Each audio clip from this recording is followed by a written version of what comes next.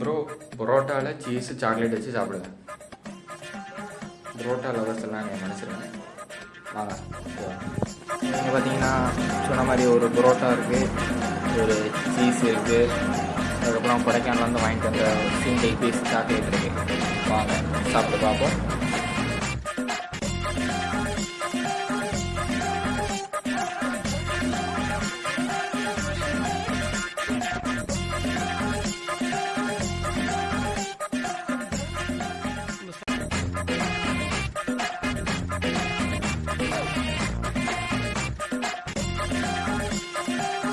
So start பண்ணியாச்சு, நம்ம சாப்பிட்டு பார்ப்போம்.